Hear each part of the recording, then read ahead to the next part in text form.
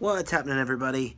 We are here live inside the WPRK studios where we just did the Orlando Tourism Report, which you can listen to live on WPRK 91.5 FM in Orlando on Fridays from 10 till noon and online at WPRK.org or in the TuneIn app. Just search for WPRK. You can listen to our show, Orlando Tourism Report, every Friday. It's really awesome. You guys, we had another great show.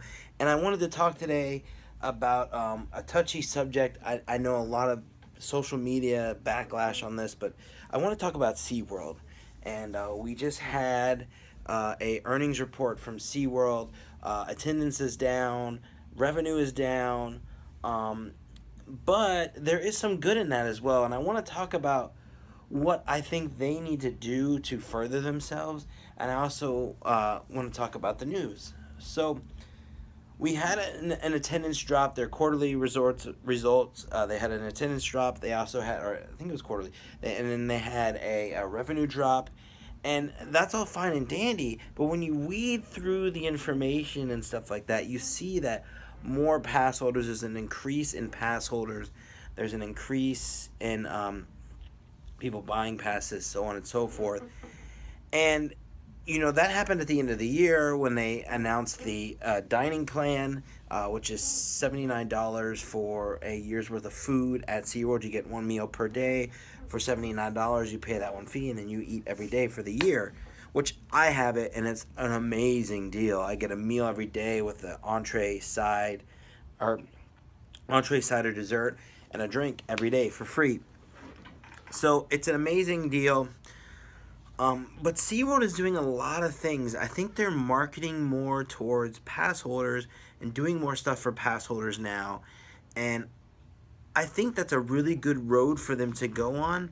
The other thing is too, I know I teased this with the thumbnail here about a new show at SeaWorld. And we are getting a new show, which is the Dolphin Day show, which is going to be at where Blue Horizons was. We're going to have the Dolphin Day show, which is going to be fantastic.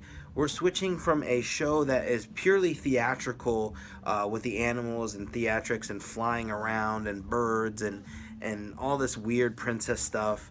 And we're going to a more educational show that showcases all the same animals that are in the show now, but showcases them in a more educational light. And I said this on the show, and I'll say this again. I said this on today on WPR on a radio station, and I'll say it again here.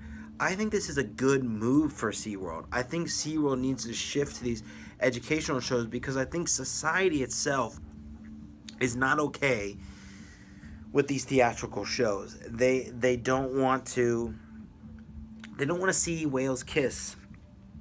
They don't want to see dolphins run around like this. They want to see the educational stuff. That SeaWorld has this amazing branding message of that they're inspirational and they inspire people to care for the planet and all of this stuff. And I really honestly and truly believe that that's what SeaWorld does. Every time my daughter goes to SeaWorld, she's inspired by turtles and sharks and all these animals. And it's really fantastic for her to get that message, and I think they really do provide that. And I think this educational show will further push along that message of conservation and so on and so forth, and caring for our environment, and inspire maybe your daughter or son to be a trainer or to be someone who looks after a veterinarian and cares for these animals and so on and so forth. So I think it's very important that they have these shows in place, and I think it moves along with the way society is going of wanting to see more educational stuff and being okay with a show as long as it's educational. The other side we talked about too was the transparency of SeaWorld. And one of the things that SeaWorld has always said in resistance to things like Blackfish is they've been very quick to say, well, if you want to see what we're doing, come down and see what we're doing. Come to the park and see what we're doing. And there was a lot of musical performers that canceled Bands, Brews, and Barbecue. There are concerts at Bands, Brews, and Barbecue because their fans pressured them to not do SeaWorld. And SeaWorld said, in return, I wish you would have given us the opportunity to show you what we do here.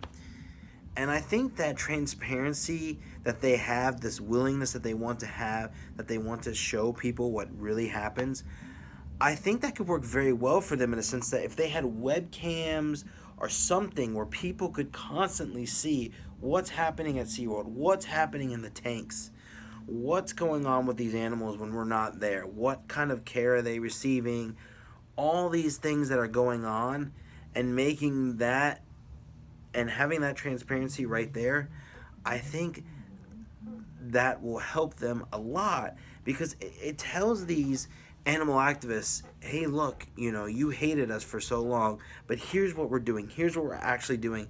And you can't say anything. You can't say blackfish this or blackfish that because here we are right now.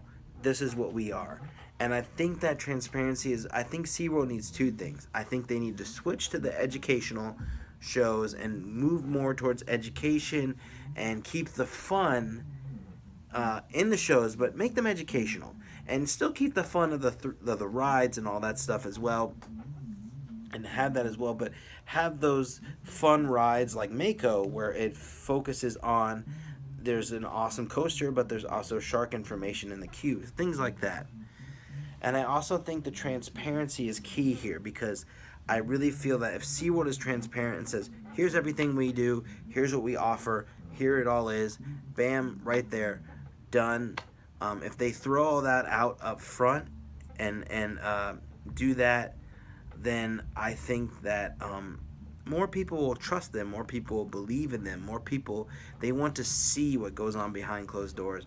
And I think SeaWorld has an opportunity, or not necessarily an opportunity, but a need right now for them to do that, to kind of gain back these people that they've lost, these people that have seen these documentaries and make a decision based on a movie.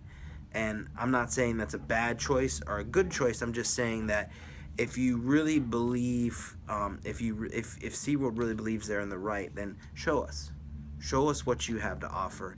And I think I think that'll speak volumes for them in the future. SeaWorld owns a lot of parks.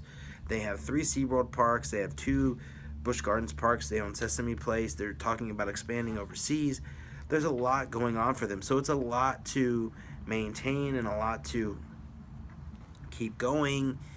And they need, there's a lot of projects in the future, so they're going to get better. The parks are going to get better. The rides are going to get better. I think if we can see the shift from the old SeaWorld to a new SeaWorld, I think that'll do a lot for them in the future. So those are my thoughts on SeaWorld. I would like to hear what you guys think. Post in the comments what you think about SeaWorld. Tell me what your thoughts are, good or bad. Please keep it civil, no cursing, no bad language, anything like that. But even if you want to talk about Blackfish, post it in the comments below. However you feel about that, post it right there and let me know how you feel. And as always, love yourself, love everyone around you, spread a lot of love, make this world a much better place to live, smile a little bit, and have a good day. We'll see ya.